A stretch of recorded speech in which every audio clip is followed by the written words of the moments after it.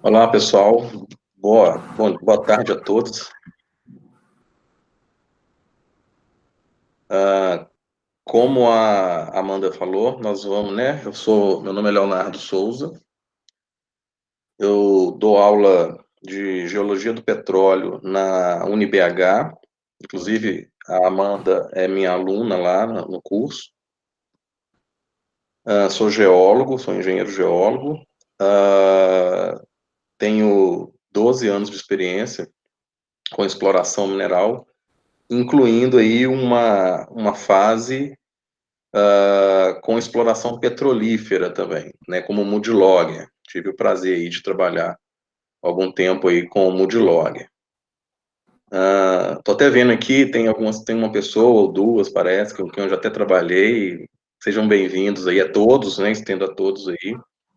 Muito bom ter vocês aqui. Eu espero poder compartilhar um pouquinho do que eu sei sobre mudlogger. O objetivo aqui é apenas dar uma introdução, fazer um apanhado geral sobre o que é básico no trabalho, na rotina, em sonda, né, na exploração petrolífera. Um curso de mudlog aí numa empresa ficaria aí 10, 15 dias, dependendo, fazendo cursos, né? Então, aqui em uma hora, ou mais ou menos, a gente vai falar um pouco aí como é a rotina, como começa o trabalho, né? Quem tem interesse aí em atuar com essa área, eu acredito que o Multilogging seja aí a porta de entrada, né? Para desenvolver grandes projetos aí na parte de petróleo, né? Principalmente aí com o advento do pré-sal e tudo, né? É uma área que, por mais que tenha ali os percalços da economia mundial e tudo, é uma área que tem grande potencial, né, de se desenvolver, e ela ainda vai, né, ter demandas aí por décadas, né? Então, estamos falando aí de um setor bem sólido, né, bastante promissor ainda, né?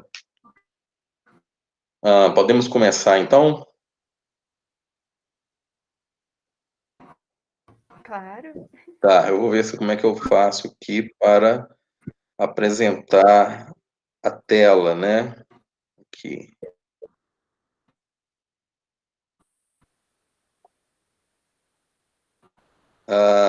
Tá todo mundo consegue ver a tela da apresentação? Sim. Ok. Qualquer coisa, Amanda, ou qualquer pessoa pode. A Amanda, né, tem contato direto comigo aqui pelo celular. Você pode me enviar uma mensagem ou então me interromper aqui, tá? Não tem nenhum problema, não. Ok? Ok, professor. Ah, antes de começar também, eu gostaria de agradecer a oportunidade, né? Gostaria de agradecer aí a APG da UniBH, a própria UniBH também, pela oportunidade de estar aqui transmitindo um pouquinho do que eu sei. É um prazer para mim estar aqui com vocês. Espero também poder aprender bastante aí eu sei que tem pessoas aí na lista que estão presentes aí, que têm bastante experiência, pessoas bastante, né, consolidadas aí no setor. E para mim é uma honra tê-los aqui. Espero poder trazer para vocês aí um pouquinho do que eu sei. Então, como a Amanda já falou, nós vamos falar sobre Moodlogging, né? E o Moodlogging como uma ferramenta, né, de monitoramento de perfuração na exploração petrolífera. É como se, colocando aqui na questão da exploração mineral, é a fiscalização de sondagem, né? O Moodlogging, ele é responsável basicamente por estar monitorando, né, e coletando dados de todo o processo de perfuração, de completação, cimentação. Tem o pessoal do Flare também, que já é uma outra história, mas também é coleta de dados, informações e também comunicação, né? A comunicação é muito importante nesse caso. Vamos dar início aqui e aí a gente vai conversando ao longo do tempo, né? Eu volto a falar, né? A comunicação no Moodlogging é a ferramenta principal, né? Do todo o escopo de trabalho que a gente faz no nosso, na rotina de multilog. Vamos falar basicamente aqui de sistemas petrolíferos, né? Aquela história de rocha sedimento, rocha geradora, rocha reservatório, selante, trapeamento, coisa bem básica para a gente poder nos situar aqui, né? Os tipos de sondas que existem aí, pelo menos no Brasil, tá? Como funciona um processo de perfuração, como é toda a burocracia antes de colocar uma cabine de multilog em campo, né? Tem todo um procedimento contratual, de transporte, né? Tem muita questão de segurança do trabalho também, a questão do que a gente chama lá no multilog o rig up, o rig down, né? Que são a montagem e desmontagem de cabines, as questões de inventário, né? De checar o inventário, se os equipamentos corretos estão a bordo, se os equipamentos que estão, além de estar corretos, estão em boas condições de uso, como fazer, né, para solicitar, enfim. O multilog, tá? Os procedimentos gerais de multilog, preparação de unidade, preparação de transporte, montagem e instalação, né? Os sensores que acompanham aí o trabalho de multilog, né? E através desses sensores, que é todo o embasamento do trabalho, né? A execução do serviço de multilog está relacionada aos sensores, né? E o controle de parâmetros de perfuração, bem como também o controle geológico. Então, nós temos todos os controles físicos de engenharia de poço, né, pressão, temperatura, vazão de entrada, vazão de saída, volume de tanques, né, toda a movimentação que acontece na plataforma, onde descem os drill pipes, etc. Né, todo o controle de profundidade e também um controle geológico. Né.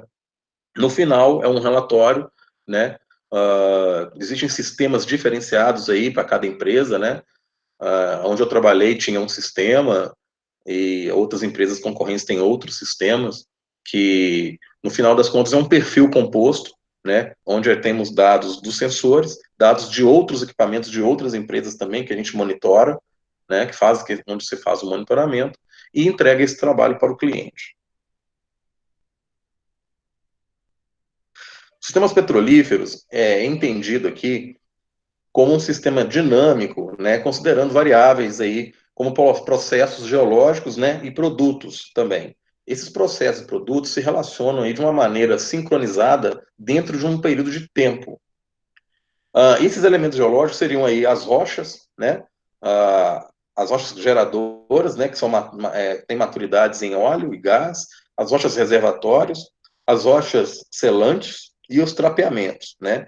E os processos geológicos são os processos de migração desse óleo, né, da rocha geradora para a rocha reservatório, a sua acomodação, né, através de migração primária e secundária, né? E isso acontece em função de um tempo, né? E claro, de outras variáveis como temperaturas, né? A gente fala daquelas janelas de maturação, né? Que é um espaço, é o tempo e temperatura que são ideais para a maturação do querogênio em óleo e gás, etc.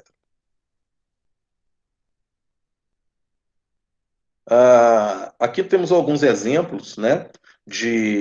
Temos alguns exemplos aqui de sistemas petrolíferos, né? Temos a rocha geradora, né? O trapeamento, né? Nessa primeira figura aqui. Eu não sei se vocês conseguem ver o cursor na tela, que eu estou com a tela cheia. Então, nós temos a rocha geradora com o trapeamento, né? Esse trapeamento, ele tem que ter uma conexão, logicamente, com a rocha reservatório, que vão ter características intrínsecas para a reserva, né? Aportar o volume de óleo que foi gerado naturalmente na geradora, né? Existem aqui temperaturas básicas, etc., né? Janelas de maturação, né? Essa rocha geradora, reservatório, ela tem que estar em contato com uma rocha que impede a migração contínua do óleo, né? Uma vez que o óleo tem uma densidade menor do que o ambiente onde ele está, a tendência dele é subir. Então, tem que haver aqui uma forma de conter esse óleo, de acumular esse óleo no reservatório, né? Então, eu tenho a geração de óleo, um trapeamento que pode ter diversas formas, não só estrutural, a rocha reservatório, a rocha acumuladora. Então, faço a prospecção petrolífera, depois vem a produção nos campos, né, correspondentes aqui. Aqui tem outras formas.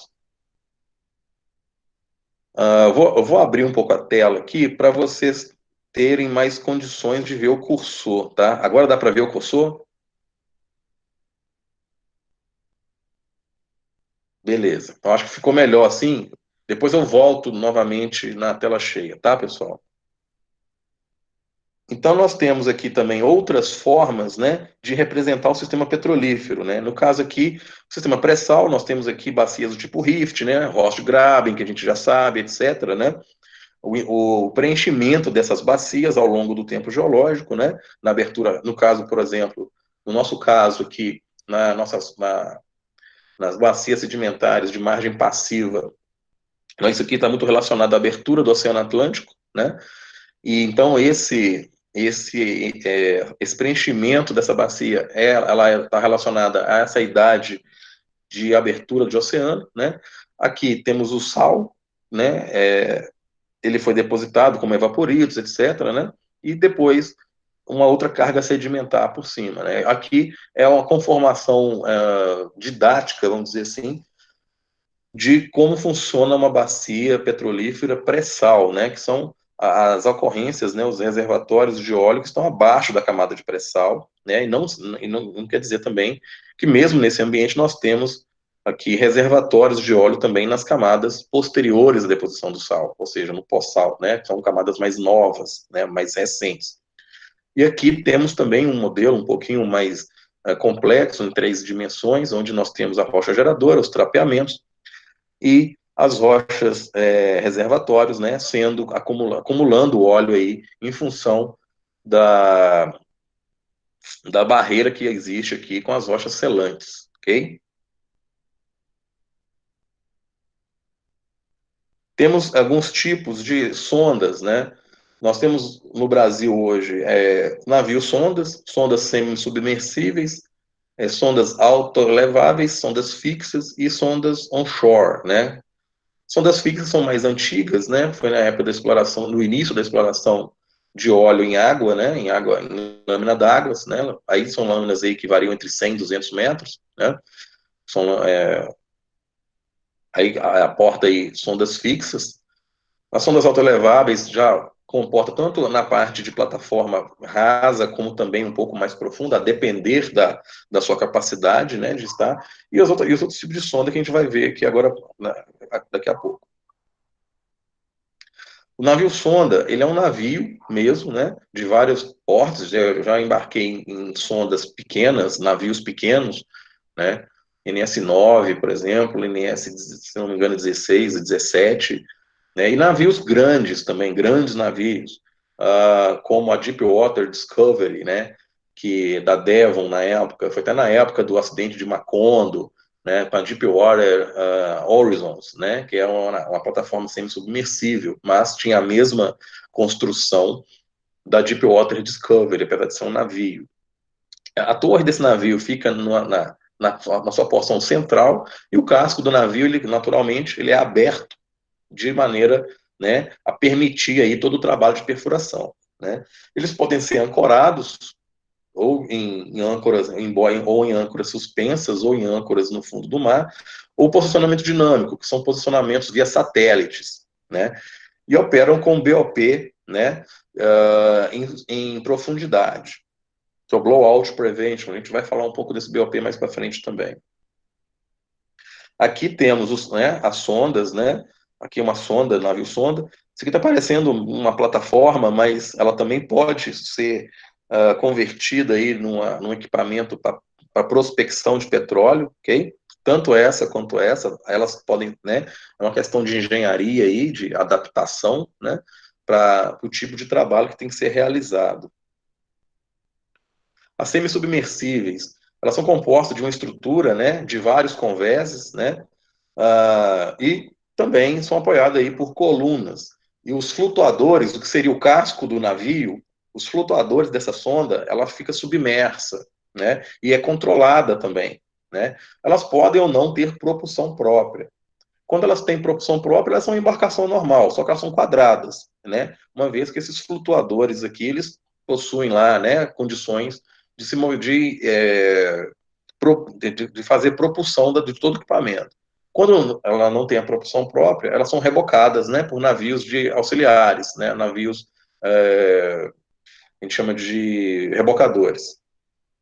Elas podem ser ancoradas também e também podem ter posicionamento dinâmico. Também operam com BOP em profundidade. Então nós temos aqui, né, as sondas semi-submersíveis, né, a Deepwater Horizon, que afundou no Golfo do México, ela era uma sonda semi-submersível, né, apesar de ter construção muito parecida com a Deepwater Discovery, que estava no Brasil, que era um navio sonda. Ainda sob tipos de sonda, nós temos as autoeleváveis, que nós chamamos de jackups, né? São sondas simples. É muito interessante a engenharia dessas sondas, né? Elas possuem BOP na superfície. Eu já embarquei numa jackup, para a Petrobras, certa vez, mas, se eu não me engano, essa jackup ela tinha um BOP também em fundo do mar, mas eu não estou bem lembrado, né, na época. Mas, geralmente, elas também têm BOP na superfície. São constituídas aí de uma balsa triangular, geralmente, né? E tem uma estrutura de apoio, né? Uma estrutura bem interessante, como se fosse pernas, como se fossem hastes, né? E elas são acionadas aí de uma forma mecânica ou hidráulica, né? Que se movimentam na vertical, né? Elas podem ser fixas no fundo do mar, em função dessas pernas, ou então elas podem, né? Elas se elevam para se movimentar. E são muito boas aí, o pessoal, né, tem aí uma certa preferência para lâmina d'água muito rasas, porque ela fixa, a gente vai ver aqui em adiante, a fixa, ela tem um problema que uma vez que ela está fixada, ela não sai mais de lá, ela fica ali. Então nós temos um problema operacional, depois que, por exemplo, que acaba a prospecção, ou depois que o reservatório se esgota, ela fica ali, ela não, né, não faz sentido tirá-la dali, que o custo é muito alto. Então ela fica ali. Ela pode, né, talvez até ser naufragada e tal, mas ela se transforma depois num coral artificial para desenvolvimento de vida ali, peixes, enfim. Mas tem esse problema, ela fica fixa. Na caso da jackup, não. Ela pode ter um caráter fixo, uma vez que as pernas dela têm condições de atingir o fundo do mar, uma lâmina d'água aí rasa, né, 100 metros, e acabou o trabalho, ela pode levantar as pernas dela e seguir em frente para outro trabalho. Aqui estão as jackups, né?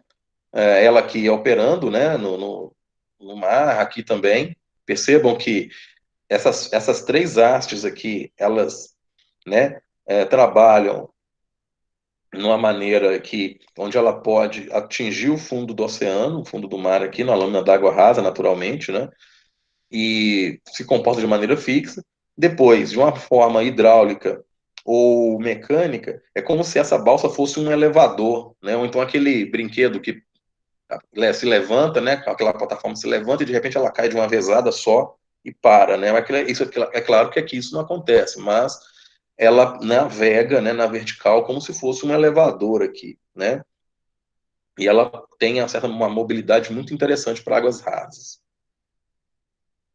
Nas fixas, elas têm aí também até 200 metros, né? São constituídas aí também de módulos, né? Instalados em locais de operação com estacas no fundo do mar, né? É projetado aí para determinada locação, fica lá até o final do trabalho. Depois ela não consegue ser transferida para outro trabalho de campo.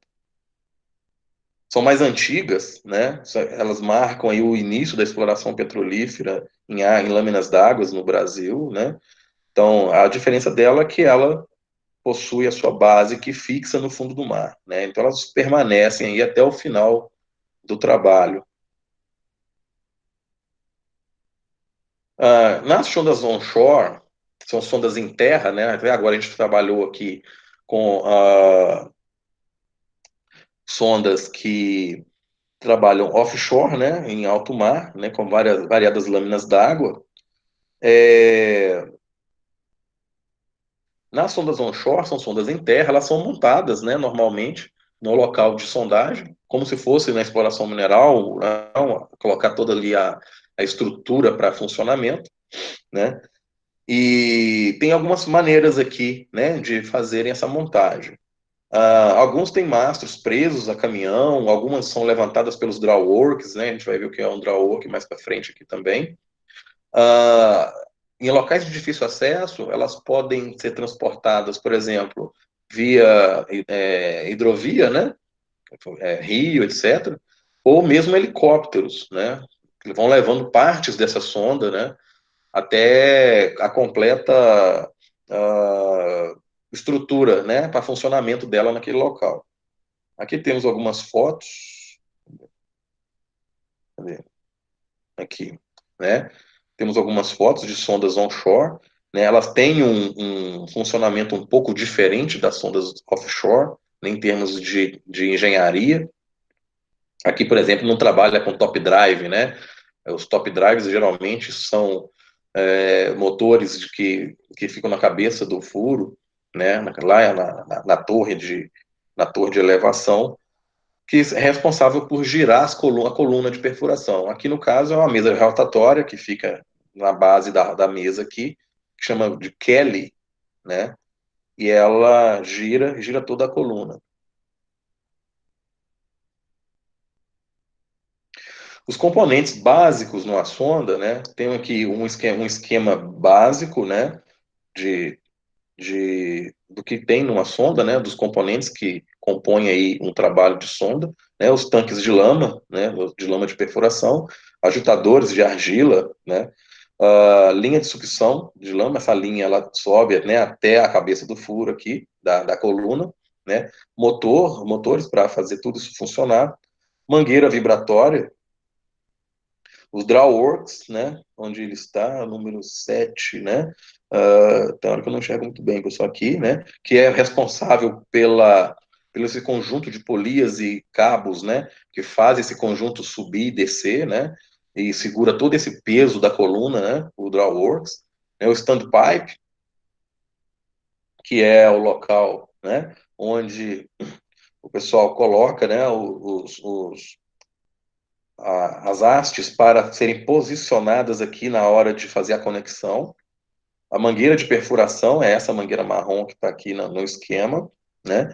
O pescoço de ganso, que é uma espécie de joelho, né? É um pescoço de ganso que conecta essa mangueira de perfuração na coluna, né? Um crawl block, que está aqui uma polia que segura todo esse conjunto de peso aqui, né? O traveling block, que é esse gancho que ele sobe e desce em função da movimentação do drawworks aqui, né? A linha de perfuração, a, a plataforma, de 14. Pô, gente, tem hora que eu não enxergo bem. Tá aqui, né, a plataforma, a torre, né, o monkey board, que é uma espécie de local aqui para o homem de torre, né, para o torrista, fazer os trabalhos aqui nos drill pipes que estão estaleirados aqui adjacente aqui à torre, né, o standpipe, né, do duto de perfuração, ou seja, as hastes que estão estaleiradas aguardando para serem conectadas aqui na coluna, né, o pipe rack, que é, né, a mesa de perfuração, onde está sendo, né, é o local onde acontecem as coisas, né, as pessoas ficam aqui, os operadores, o Kelly Drive,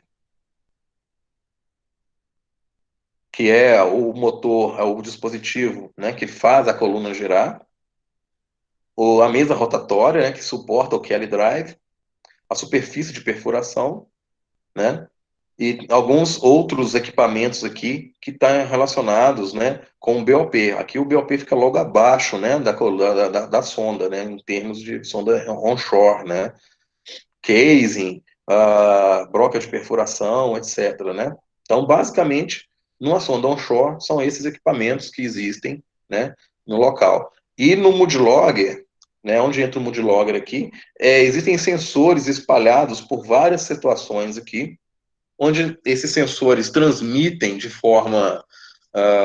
variadas formas, né, elétrica, hidráulica, sônico, etc., ele transmite informações de todo o funcionamento dessa engenharia aqui, que vai trazer, vai possibilitar aos operadores fazer uma interpretação da rotina de perfuração, e qualquer anormalidade que há ali é comunicado às pessoas responsáveis na sonda. Né? Mais uma vez, né, nós temos aqui as partes, né, de uma sonda onshore, né? Basicamente vai ter a mesma coisa também em offshore, né? O doghouse aqui, na verdade, é a cabine onde fica o sondador, né? Onde ele opera toda essa sistemática aqui de perfuração, ok?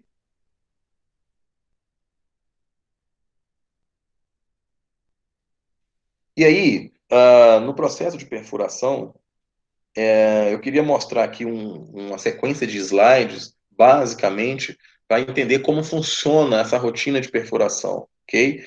É como se fosse uma animação, mas são vários slides, e aí eu queria passá-los aqui para que vocês pudessem ter uma ideia de como funciona esse processo, tá? Então, nós temos ali um revestimento de 30 polegadas, né? O elevador que está segurando e suportando esse revestimento.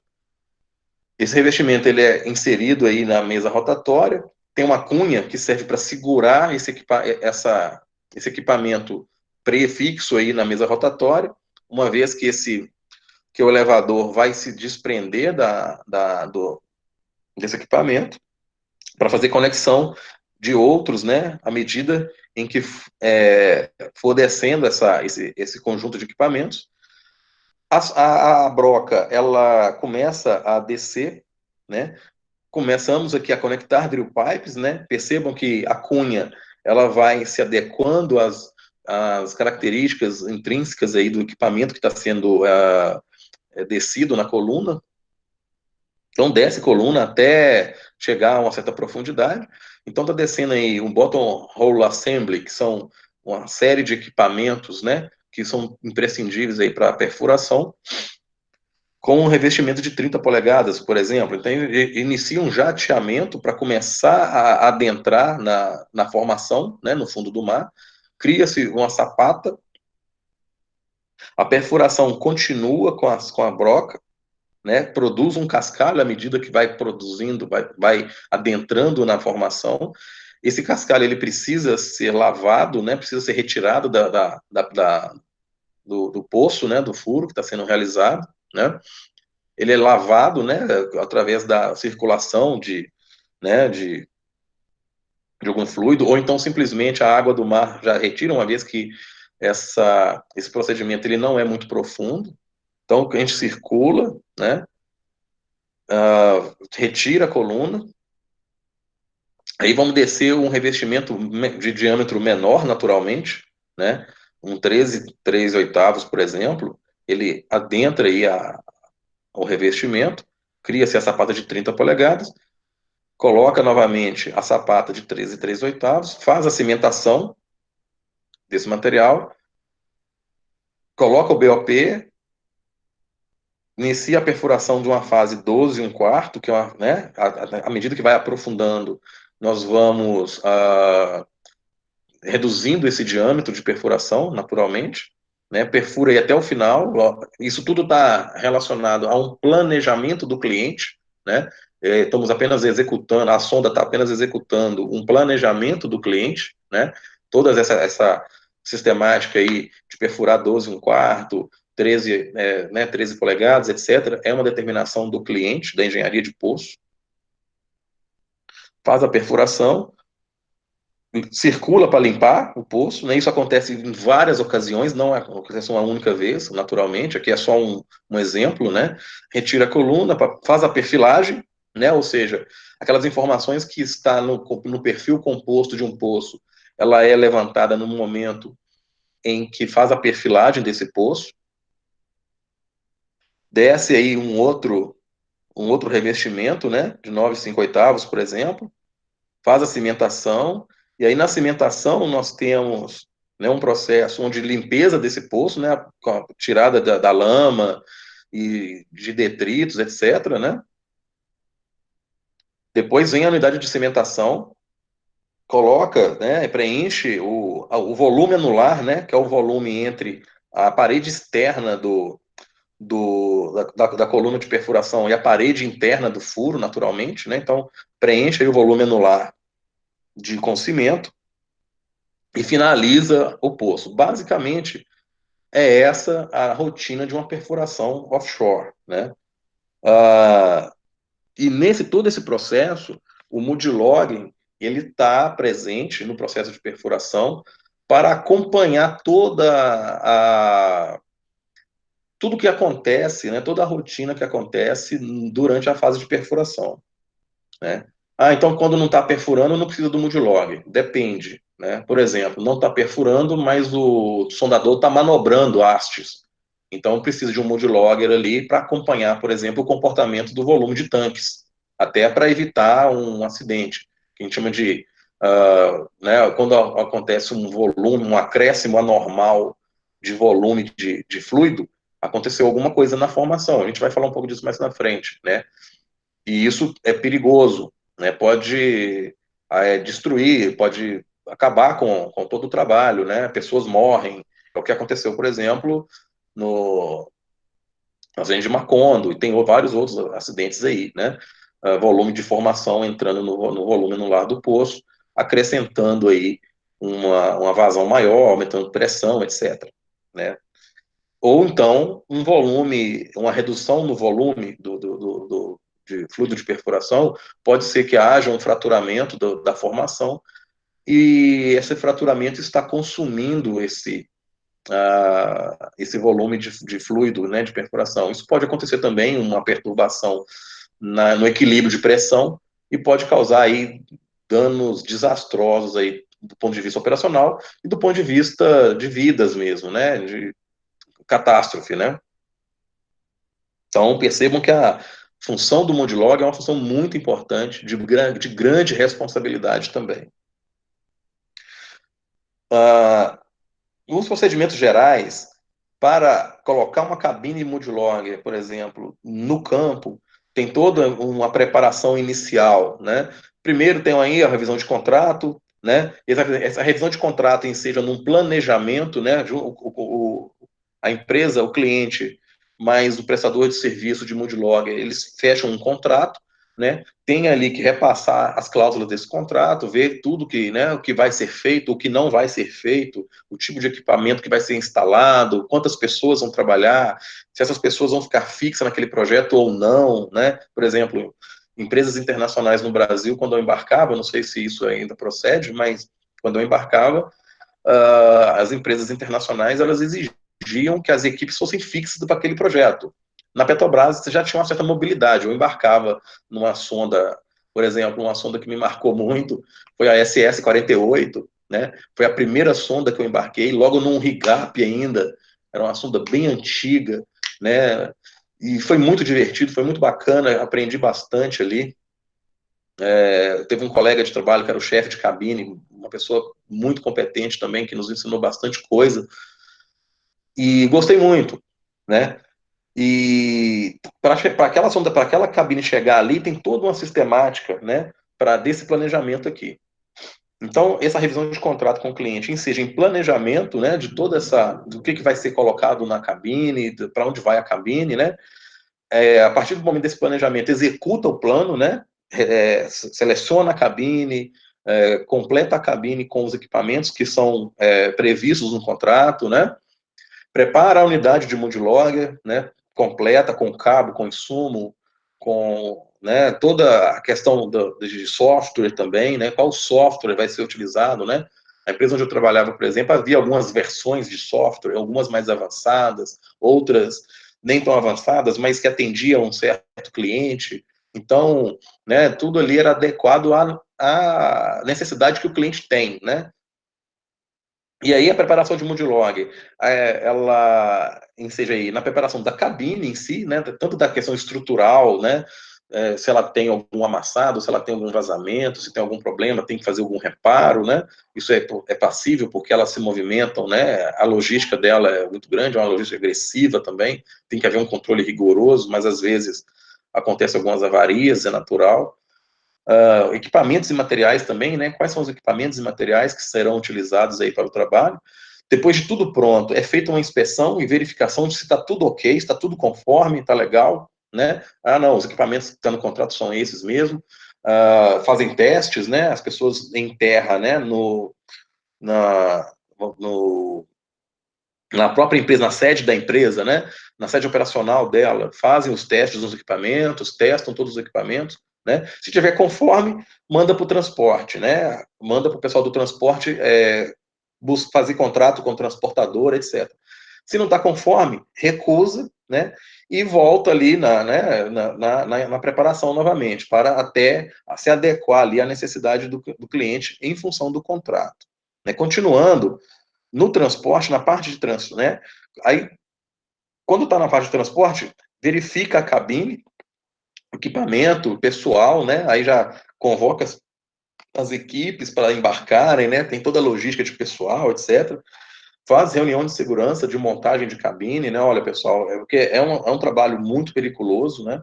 Principalmente se tratando, quando está em terra, já é perigoso, né? Você está sujeito ali a inúmeros riscos, né? Ergonômicos, físicos, né, pode ter problema de gás, você pode se cortar, você pode cair de uma certa altura, de cima da cabine, por exemplo, às vezes você precisa subir na cabine para colocar um equipamento lá em cima, ou organizar alguma coisa.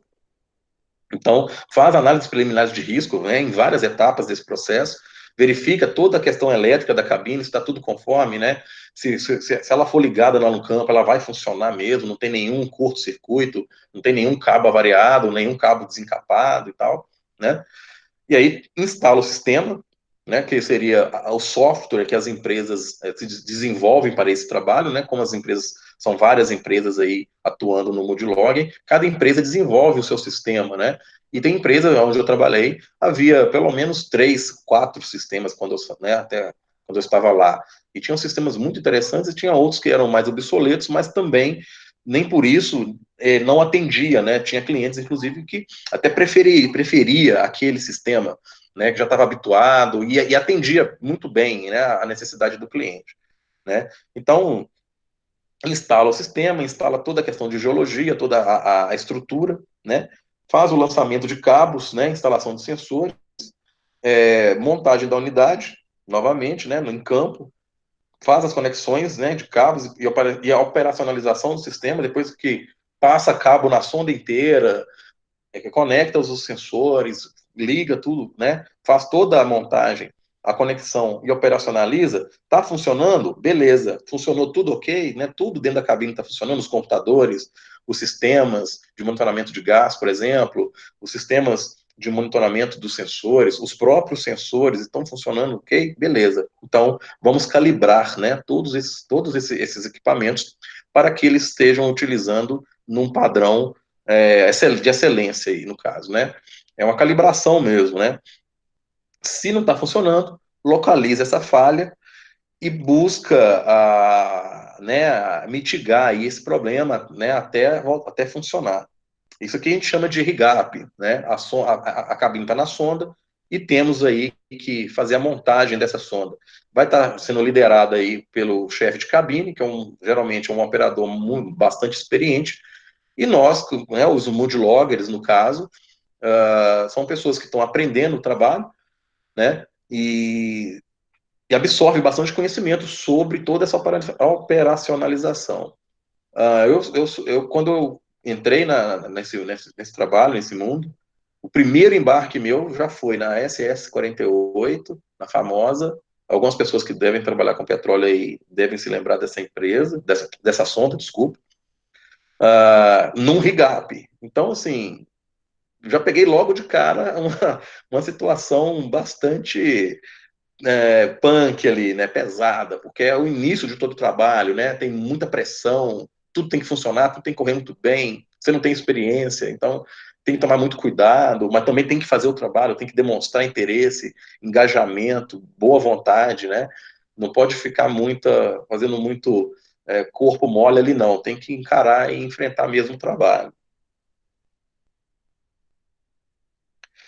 faz, né, análise preliminar de risco é todo o tempo, né, em todo tipo de situação temos que fazer uma análise preliminar de risco, né, aí tem programa de manutenção de equipamentos que tem que ser seguidos, execução do contrato, né, que é o serviço em si, né, manutenção da unidade, né, tudo em função do contrato, tem que estar tudo em ordem, né, e programa de sensor de calibração, né, a gente calibra os sensores no início, no RIGAP, mas ao longo do trabalho, esses sensores vão perdendo a sua calibração. Os equipamentos eles vão perdendo a sua calibração, né?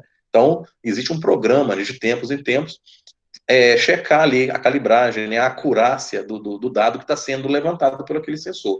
Isso é de extrema importância, porque se você tiver um sensor mal calibrado, ele vai te trazer uma informação que não está condizendo com a realidade. E se na realidade aquela variável de perfuração ela está saindo do controle, o sensor não vai marcar de forma correta. E aí você pode ter uma catástrofe também. Não é simplesmente um probleminha, um problema no poço e tal. Você pode ter perdas de vidas, inclusive, numa situação dessa. É muito sério, né? Encerra o trabalho, né? Aí chamamos de rig down, que é muito bom também, né? Encerrou aquele alívio de missão cumprida, etc. Retira tudo novamente, né? Alguns cabos acabam ficando na sonda, não dá para tirar, outros são mais importantes e são até mais, né? Tem que ser tirados, às vezes, até por função do contrato, né? Desliga tudo, mas antes disso, de desligar, avalia as entregas, avalia o relatório, né? Fazemos aí a PE, mais a análise preliminar de risco, né, para desmontar a cabine, né, faz as entregas, que são relatórios, né, tem relatórios diários, tem relatórios de turno, tem relatórios a cada 6 horas, tem relatórios de todo jeito, vai depender muito do contrato do cliente, né, e depois que terminou tudo, entregou, o cliente deu um ok, tá tudo certo, ok, legal, próprio cliente solicita a remoção da unidade multilog da sonda, né, fazemos o rig down, né? Comunicamos à equipe em terra que encerrou o seu trabalho e a equipe em terra trata dessa logística, né? Ficamos na sonda até a retirada da cabine com segurança e essa cabine é transportada de volta, ou ela vai ser transportada de volta, na maior parte das vezes é o que acontece, para a unidade, a sede da empresa operacional, para que ela passe por inspeções de manutenção, né? Faz um inventário do que foi, né, do que tem de equipamento lá, ou seja, o que entrou tem que sair, né? E se teve troca de equipamentos tem que estar ali registrado, etc.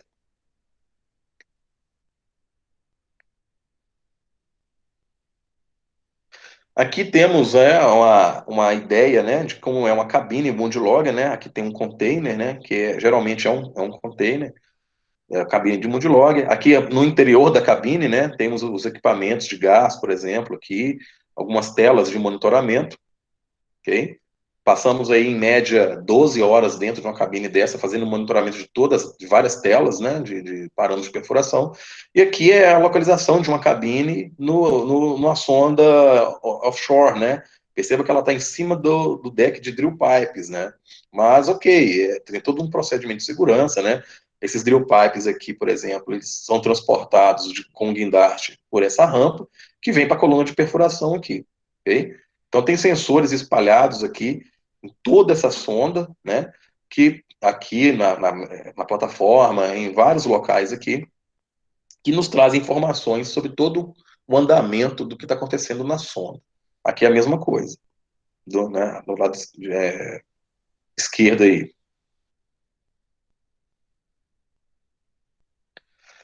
A preparação da unidade, né? Na preparação de unidade, nós temos a cabine, de acordo com o contrato, a unidade de controle geológico, a unidade de controle geológico e parâmetros de perfuração. Você pode ter dois tipos de trabalho, eles coexistem. Você pode ter só o controle geológico e pode ter parâmetro de perfuração e controle geológico, né? Faz inspeção na cabine, se tiver conforme, faz ação corretiva, se não tiver, solicita os equipamentos e materiais que estão faltando. A mesma vez que solicitou equipamentos e materiais para controle geológico, né, de acordo com esse tipo de contrato, prepara o equipamento, coloca na cabine, transporta, faz a inspeção novamente, quando chega, né? Quando sai inspeção, quando chega também inspeção. Relatório de equipamentos, faz um inventário, inspeção de segurança, né? Se estiver conforme, verifica a etiqueta de equipamento, né? De validade, de se está conforme ou não, etc., funcionamento, né? Recompila esses dados, né? De do poço que é dado pelo cliente, ó, vai perfurar esse poço, vai ser tantos mil metros, né, toda aquela história lá de perfuração, né, do revestimento, a tal profundidade, cimentação aqui, ali, toda a engenharia de poço é nos passados, né, e aí vai para a logística. Se não está conforme, faz a aquisição de equipamento, repara ou a troca e volta para o inventário, né, coloca no inventário. No transporte, quando vai transportar a cabine, contrata a logística, faz a inspeção do veículo que vai transportar a logística. Está conforme, notifica e faz as medidas corretivas. Se está ok, coloca a cabine Multilog, a unidade, no veículo, né? Está conforme, está tudo certo, a carga, né? A cabine está bem posicionada no caminhão, na carreta, né? Onde for, está tudo certo? Ok. Registra a condição da cabine, né? Tá tudo certo, não tem nenhum problema, que ela pode sofrer avaria no caminho, né? Inclusive, autoriza a saída e ela vai embora para o campo. Se não está conforme, notifica e a carga ela vai sendo adequada ali à condição ideal para transporte. A montagem, a instalação, verifica lá no local, chegou a cabine no campo, o chefe de cabine mais a equipe vai verificar o local adequado. Opa, desculpa, peraí, deixa eu voltar aqui. Vai verificar o local adequado para a unidade. Geralmente, quem vai falar isso é o cliente ou o superintendente da sonda, que é uma empresa também, né, terceirizada. Faz uma visita na sonda antes, né, até para verificar esse local. Conhece a política de HSEQ da sonda e do cliente para ser adequado, né, a essa situação. Se está conforme, ok, nivela a cabine. Se não está conforme, tem que notificar e se adequar, né? Essa nivelada da cabine, é claro que eu tenho que saber primeiro onde vai estar, onde a cabine vai ficar, né? Uma vez que ela chegou no local, ela fica nivelada, ela tem que ficar numa posição, muitas das vezes, acima do solo, não, né, dependendo da situação, ela não pode estar diretamente conectada ao solo, conecta a cabine eletricamente, consulta o eletricista da sonda, né, como são as condições, como se faz isso, ele tem que participar, questão de segurança e até mesmo de procedimento operacional, verifica as condições da cabine, de equipamentos, está conforme, conecta a unidade, não está conforme, notifica, e faz as medidas corretivas. Conectou a unidade, conecta duto de drenagem, conecta água industrial, faz o estoque de materiais, faz reunião de segurança, instala sistema operacional, equipamentos e começa o trabalho. Sensores. Quais são os sensores que a gente utiliza na sonda? Tem uma diversidade aqui. Sensor de cromatografia gasosa, profundidade de poço com compensação de Rive. Esse sensor ele é em sonda, em offshore, em onshore ele não tem, que é a compensação do balanço ali da sonda, né? Sensor de vazão de entrada e saída, né? Via stroke de bomba, via o bombeamento, a quantidade de, né, a bombada que o pistão da bomba dá por minuto, né? Enfim. Sensor de volume de tanque, de fluido de perfuração, incluindo o tanque de manobra, que a gente chama de trip tank.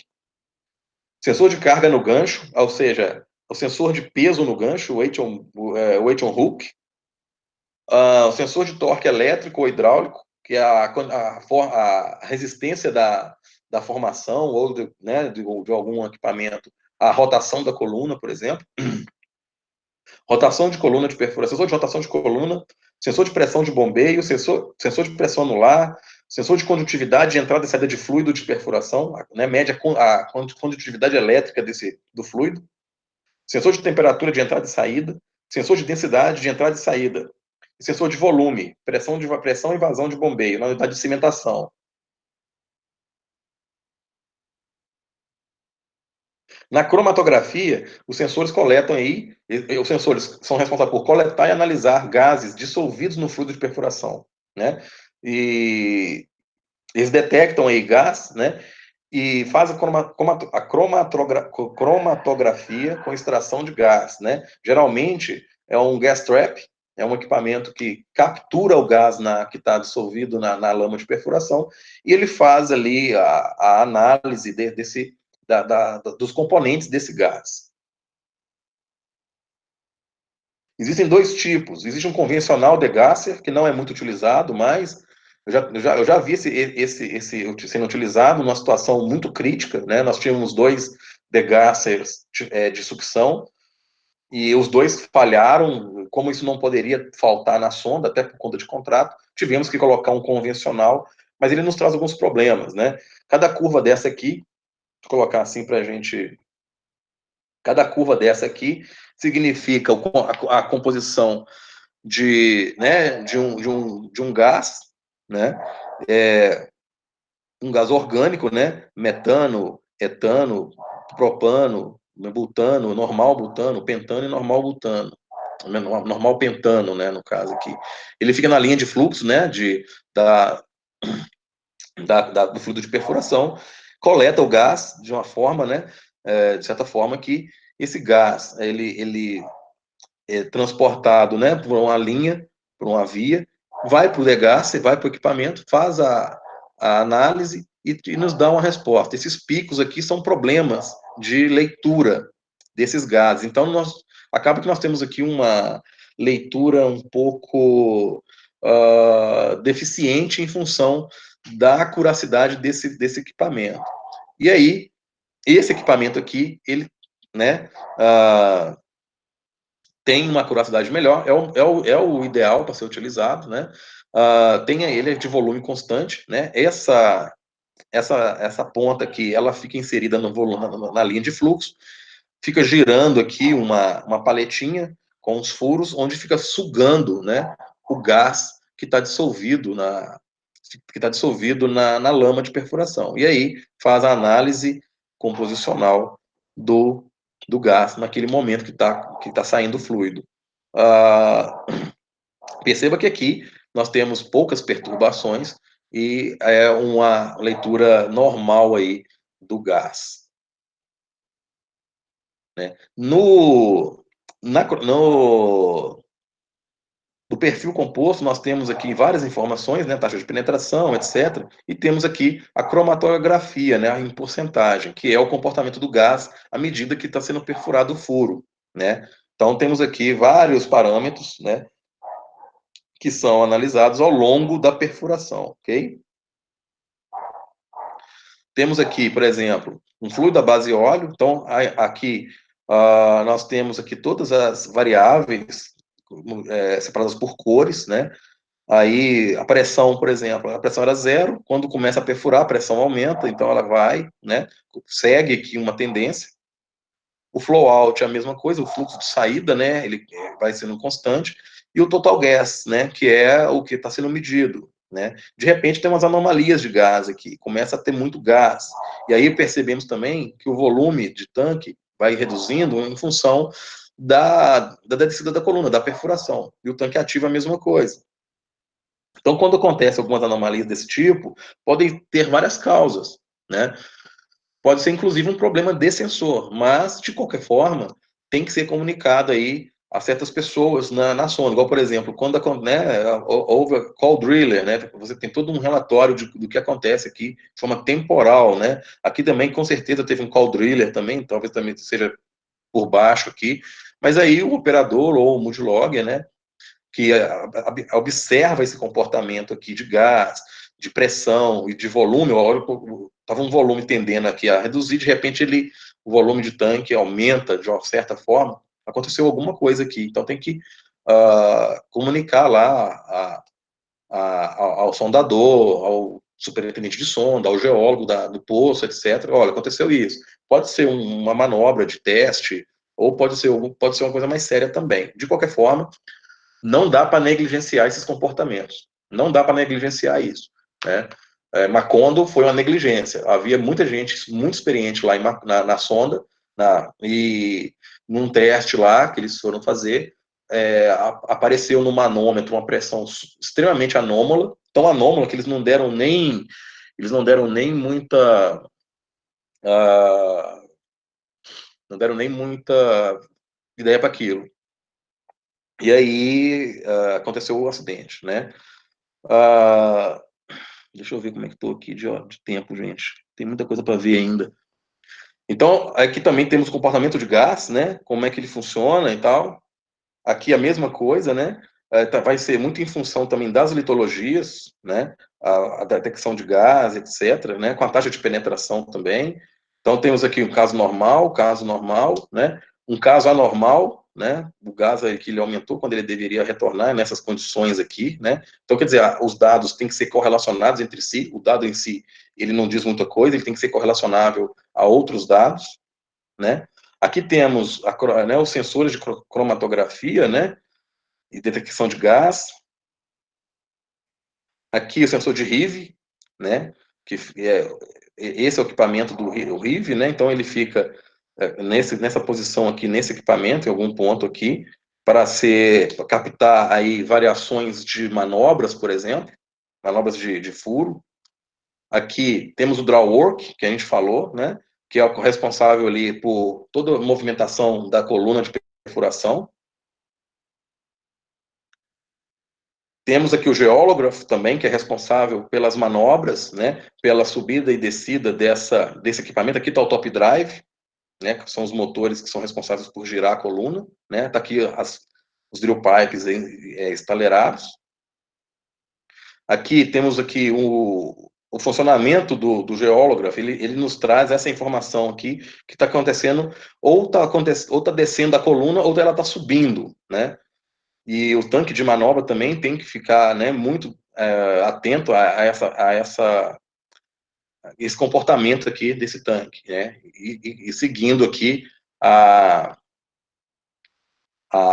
o avanço da coluna ou a retirada dessa coluna ao longo do furo. Né. Aqui é a mesma coisa, né, nós temos também a mesma situação.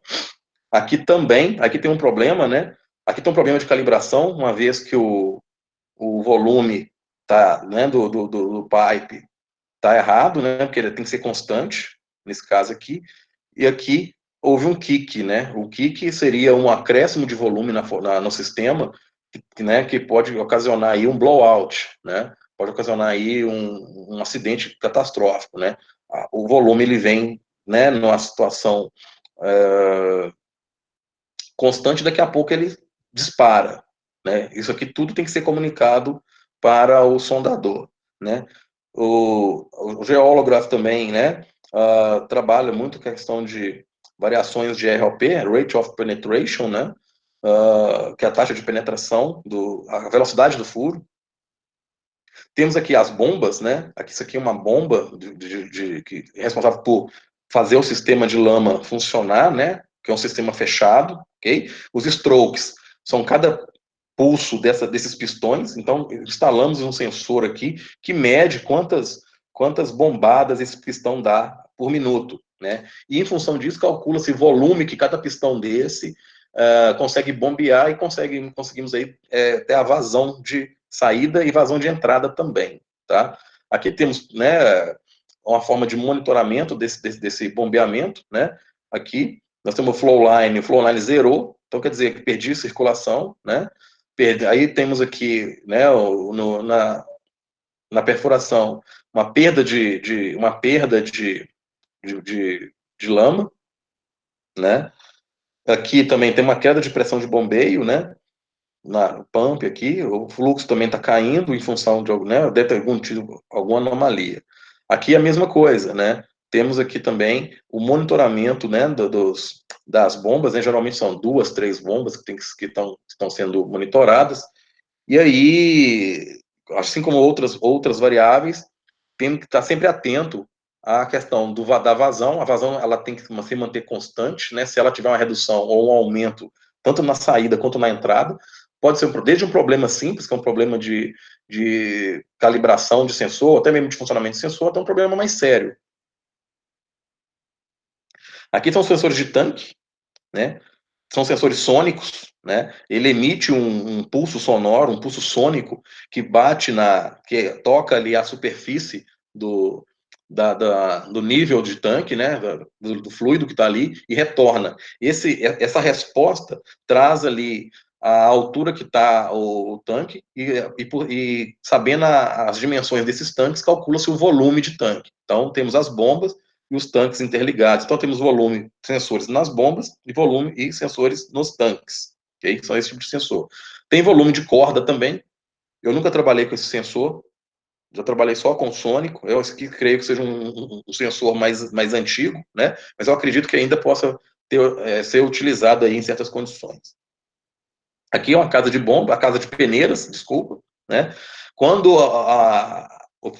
o fluido retorna da formação, ela retorna, né, com toda aquela, com detritos do poço, né, então ela passa pela peneira, separando os detritos, e a lama retorna, né, para os seus tanques e retorna para o sistema.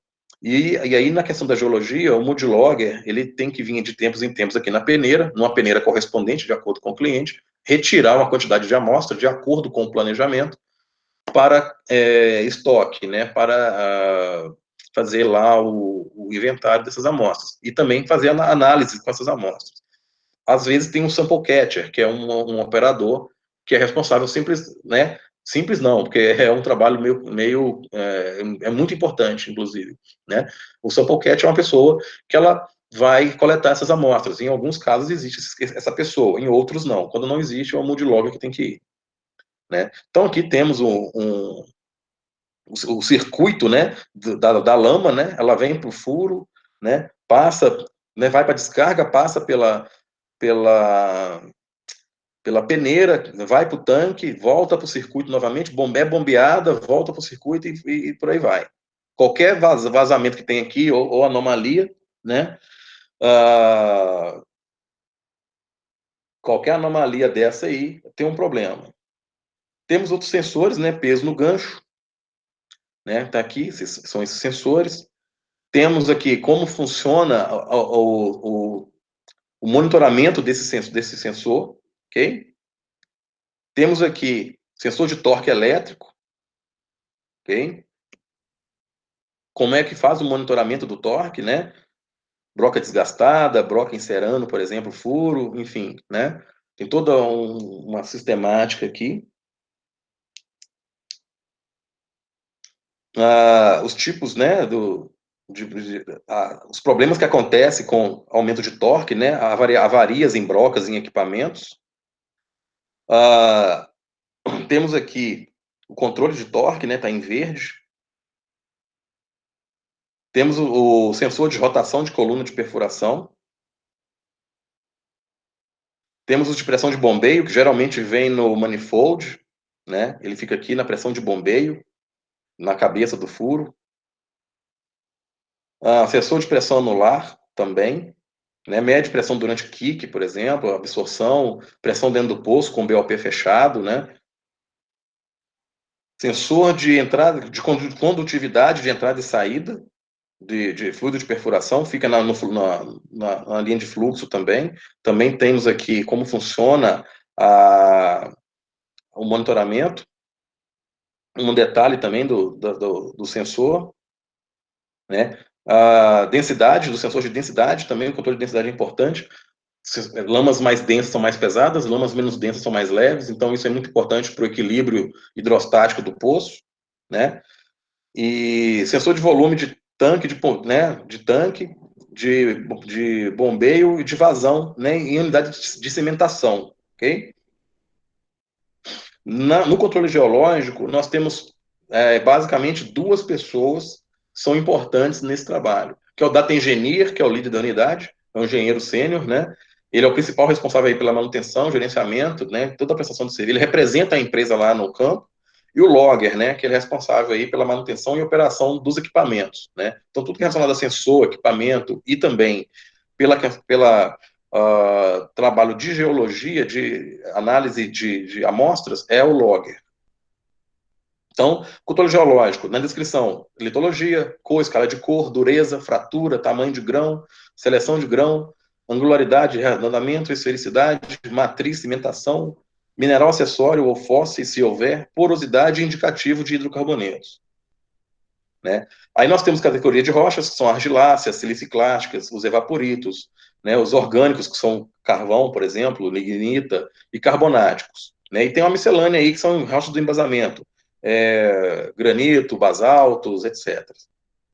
Aqui tem uma mesa, né, de controle geológico, né, as amostras de calha, né, são amostras fragmentadas, né, temos aqui um dispositivo para fazer análise de cálcio e tudo mais, tem a calcimetria que é feito também, que é um outro equipamento que mede a pressão de vapor emitida pelo gás, né, do carbonato, pela quantidade de CO2 que é emitida pelo carbonato.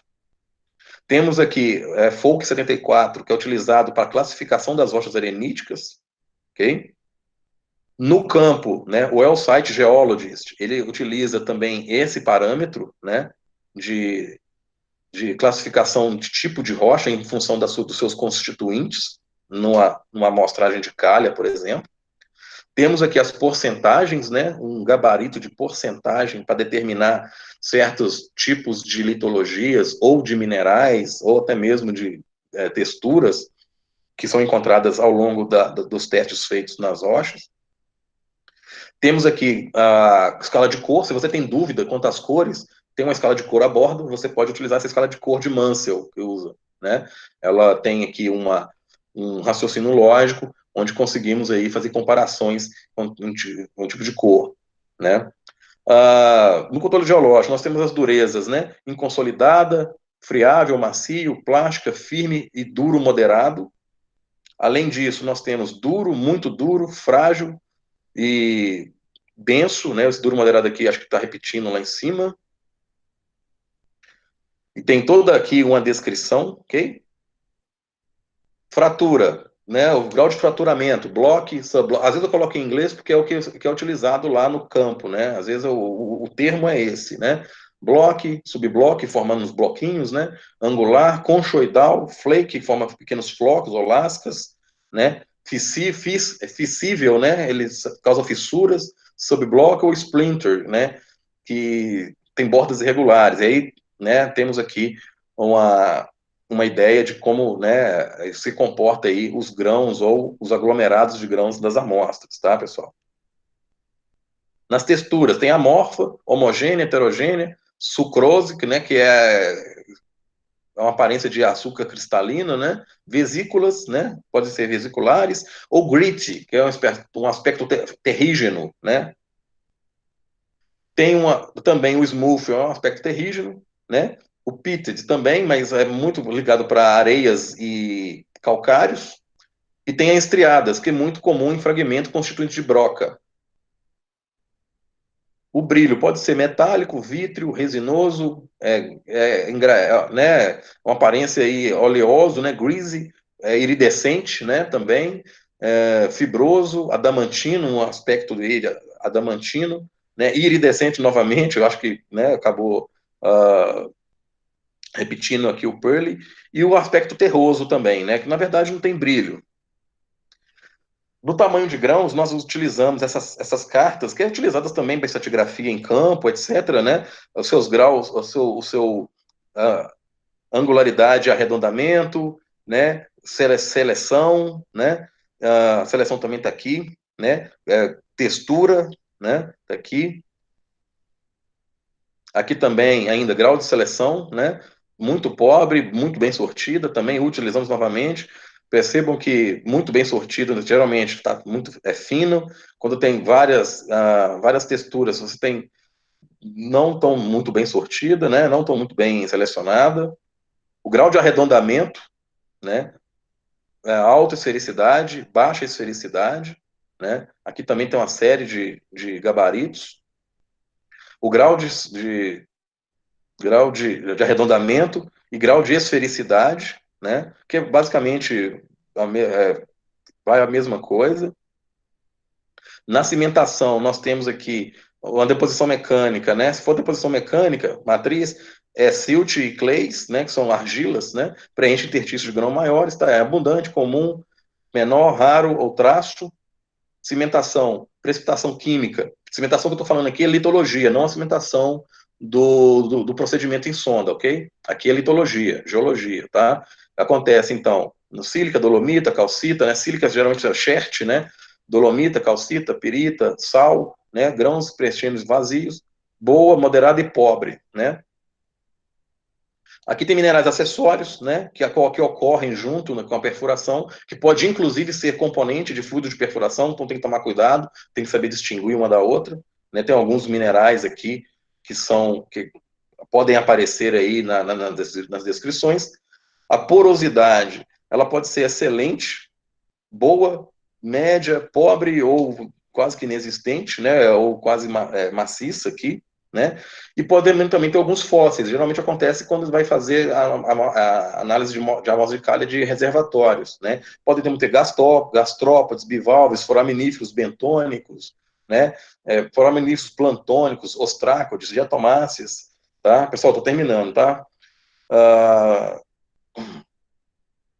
Temos aí radiolários, espículas, fragmentos de conchas, né? Equinoides, amonites, né? Claro, geralmente é muito raro. Eu, por exemplo, no tempo que eu trabalhei, vi bem poucos fósseis, mas geralmente é fragmentos de fósseis, né? Nas rochas calcárias, temos aqui toda uma definição de rochas calcários, né, em função a suportar se é matriz ou não, né, se é cristalino ou não, enfim, se é autóctone ou alóctone também, né, tem essas características, então tem toda aqui uma umas premissas para distinguir e classificar melhor as rochas calcárias, né? Geralmente elas acontecem muito em termos de quantidade, relação carbonato, siliciclástico, né? Então a gente coloca essa metodologia aqui. Eu fiz uma vez ou outra, mas geralmente colocamos aqui um grão ou um conjunto, colocamos o HCl, né? E estimamos aí a quantidade de material que foi perdido em função da reação do carbonato, né? Quanto mais carbonato, mais calcária é a rocha. Quanto menos carbonato, mais siliciclástico é a rocha. E aqui temos a fluorescência, né? Que é um equipamento que nos traz aí talvez uma possibilidade de conteúdo de hidrocarboneto, né? Temos aqui os tipos de rocha e seu comportamento, né, dentro da câmara da fluorescência, né? O âmbar tem amarelo, o dolomito tem uma cor, tal, por aí vai. Né? Aqui tem ó, o equipamento, a gente coloca a amostra de calha aqui dentro, fazemos a visualização, tem uma luz negra aqui dentro, como se fosse um ambiente de boate, né? Colocamos uma luz negra aqui dentro, e aí ele vai nos trazer né, esse comportamento aqui, ok? E aí nós podemos ter, de acordo com esse comportamento, se tem ou não um conteúdo de hidrocarboneto aqui, tá? No fim das contas, o que se entrega no Moodlog são todas essas informações aqui. Cromatografia, né, litologia, né, em função da análise de amostra de calha, né, da taxa de penetração né, as descrições das amostras, etc. No final das contas, é o que nós entregamos, é esse trabalho aqui, ok? E agradeço bastante aí a atenção de vocês, a paciência. Espero aí ter atendido a expectativa de vocês em relação à apresentação do que faz o Moodlogger. Eu ainda quero finalizar a apresentação batendo na tecla que, né, aqui deve ter, acredito que, tenho certeza que tem muitos profissionais aqui de alto gabarito assistindo essa apresentação, fico muito honrado por isso. E tem pessoas, alunos e estudantes e pessoas que não estão no petróleo, que podem vir a ter a intenção de trabalhar na área de petróleo. O que eu posso dizer é que é uma área bastante promissora, é uma área muito interessante, abre a cabeça da gente, né? Você trabalha com pessoas do mundo inteiro, e o céu é o limite. Agora, sempre pensam na excelência do trabalho aliada com a excelência da segurança. A segurança ela é extremamente importante nesse tipo de trabalho, em todos, mas nesse caso aqui, a exposição ao risco é enorme. Um abraço aí, muito obrigado a todos. Muito obrigada, professor. Agradecemos muito mesmo pela disponibilidade, pela ótima palestra. E, bom, agora nós temos algumas perguntas, né, que fizeram durante a palestra. A primeira seria do Guilherme Miranda. Ele perguntou onde acopla a fonte radioativa para a perfilagem geofísica. Eu até notei em relação àquele slide que o senhor mostrou toda a estrutura. Acho que é o Certo. 16. Geralmente, esse não é um trabalho do Moodlogger, tá? A perfilagem não é um trabalho do Moodlogger. O Moodlogger ele recebe essas informações de uma empresa que faz esse tipo de trabalho, ok? E a fonte radioativa, geralmente, ela é responsabilidade da empresa que está fazendo o levantamento da perfilagem, tá? Então, ela tem um equipamento onde ela mesmo provê a energia que ela precisa para realizar seu trabalho. E aí, o levantamento dos dados, a gente não tem sensores para perfilagem. Então, esses trabalhos, eles são entregues para a gente, né? A gente conecta o nosso equipamento de monitoramento ao equipamento de quem está fazendo a perfilagem.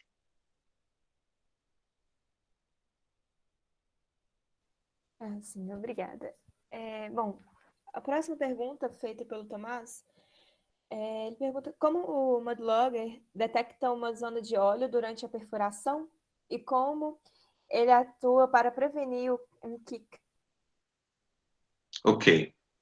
Na verdade, o Multilog ele não atua para prevenir um kick. Ele tem que comunicar a sonda, ele tem que comunicar ao geólogo do poço, ao sondador e ao superintendente da sonda que houve ali uma anomalia que caracteriza um kick.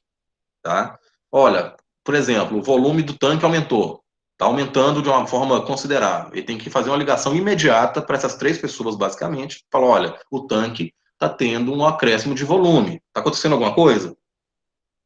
Aí o sondador fala, não, tá tudo bem aqui e tal. Aí quem vai fazer a prevenção são as pessoas da sonda, ok?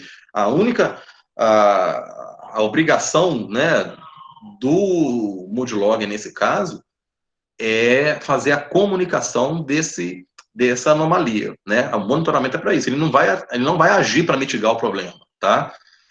Qual que era a outra pergunta que ele fez? Desculpa. Uma zona de óleo durante a perfuração. Ok. Como que Por detecta? exemplo, antes de perfurar, a gente recebe lá os dados do poço, ok? Os dados do poço. E o geólogo do poço, o cliente, ele está a bordo, né? Se for um geólogo da Petrobras, vai estar lá. Se for um geólogo de uma outra empresa, ele vai estar junto, ele vai estar acompanhando esse trabalho. E essa informação é passada por ele. Olha, no intervalo tal da perfuração, nós vamos entrar na racha reservatório. Opa, se eu vou entrar na reservatório, significa que existe uma grande chance de eu estar fazendo uma análise num arenito que esteja com indícios de óleo, né? E você vê claramente na amostra de calha, quando você está no arenito, né? Você vê manchas de óleo, enfim, né? Eu já tive a oportunidade de participar de poços no pós-sal e no pré-sal que estavam com óleo. Já participei de furo estratigráfico com o geólogo da estratigrafia a bordo e já participei de testemunhagem de furo também, tá? Já tive a oportunidade de participar de uma testemunhagem, né? Que geralmente são amostras de calha, são amostras inconsolidadas.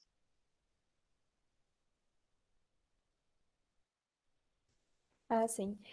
O Tomás também perguntou a cromatografia é capaz de diferenciar uma zona de óleo de uma zona de gás? Bom, a cromatografia, ela atua para fazer análise de gás, né? Isso pode ser gás da formação e pode ser gás do fluido, né? Gerado pela interação do fluido. Sobre óleo, ele não faz análise, né? Tanto é que ele, na linha de fluxo, ele retira ali, né, gases, amostragens de fluido ou gases dissolvidos nesse fluido e fazem a análise do gás. Então, a cromatografia não trabalha com óleo.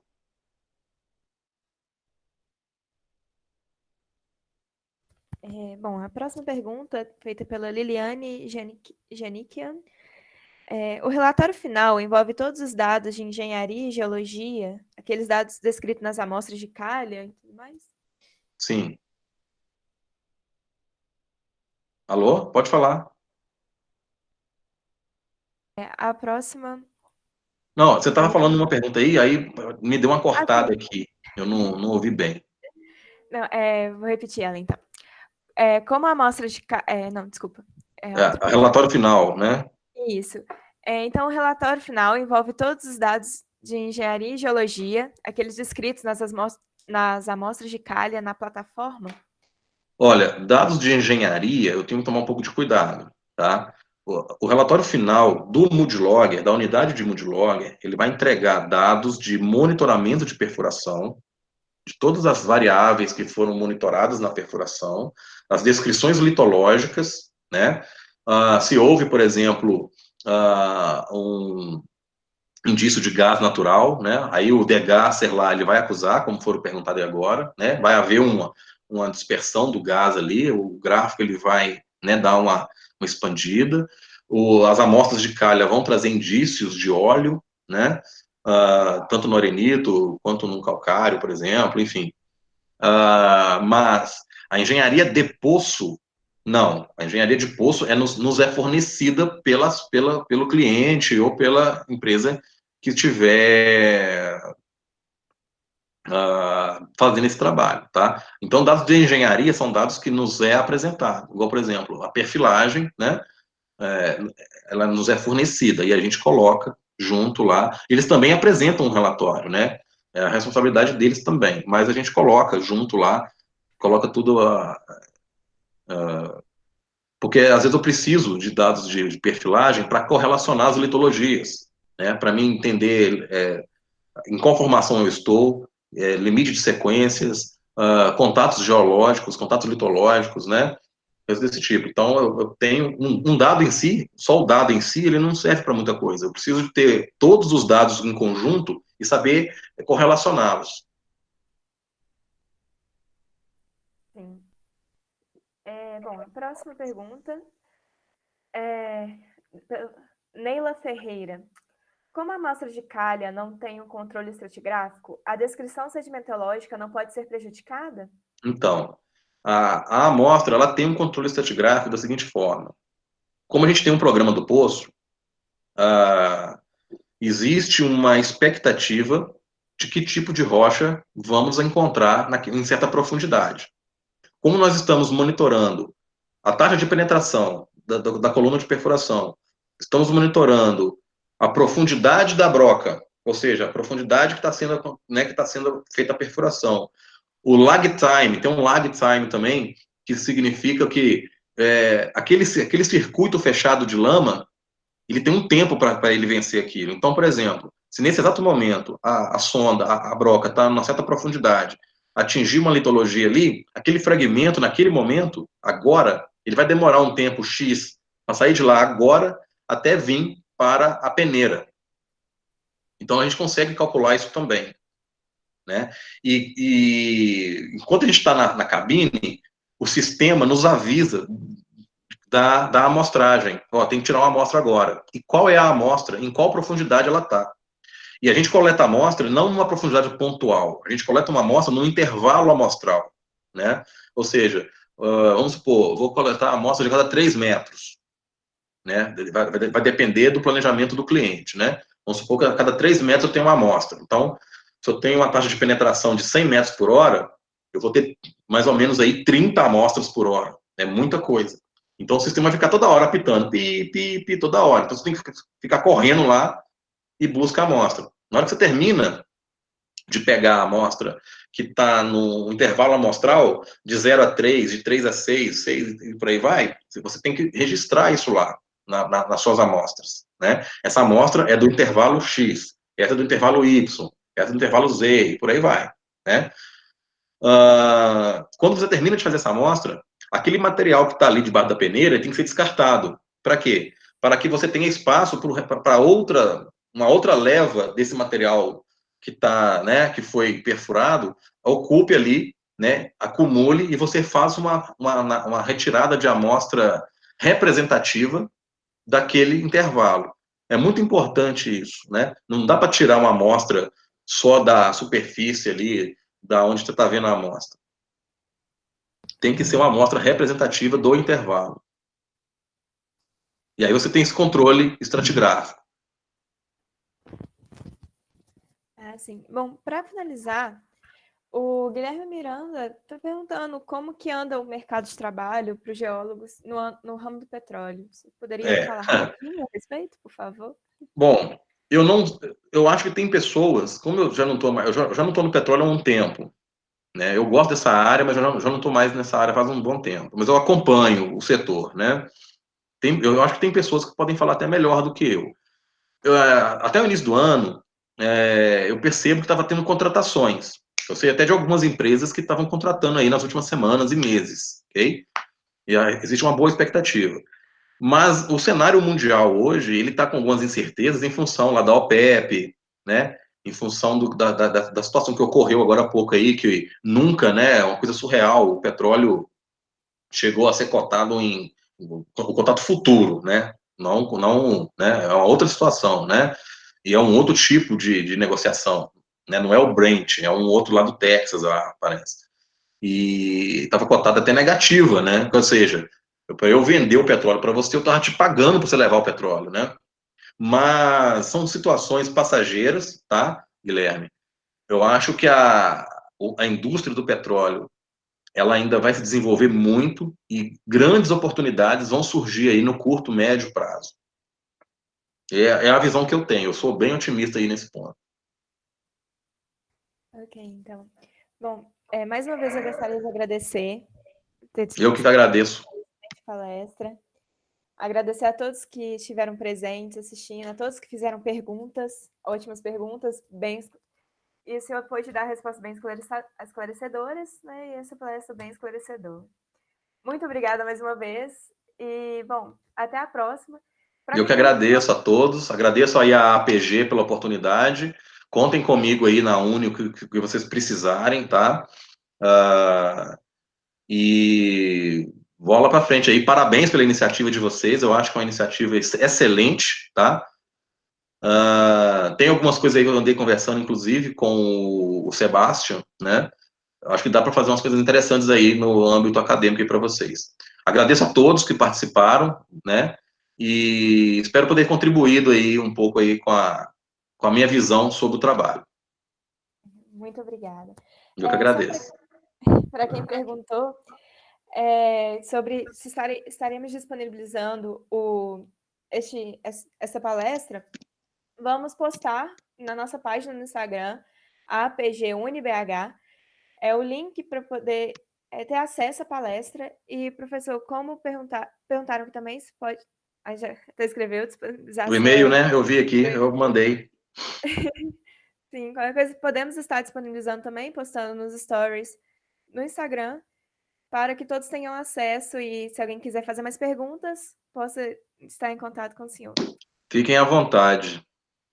Muito obrigada. Eu que agradeço a todos aí por ter participado, por ter feito as perguntas. São perguntas bastante pertinentes, muito inteligentes as perguntas, gostei bastante. Foi uma experiência gratificante para mim, tá, Amanda? E agradeço ao Sebastian também aí, né? A gente conversou um pouco aí no início, por estar aí, né, conduzindo com você aí esse trabalho. E parabéns para você também, Amanda, que pela sua iniciativa e vontade aí de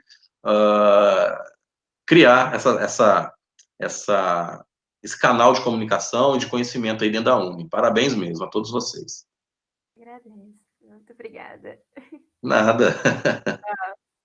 Até mais. Até.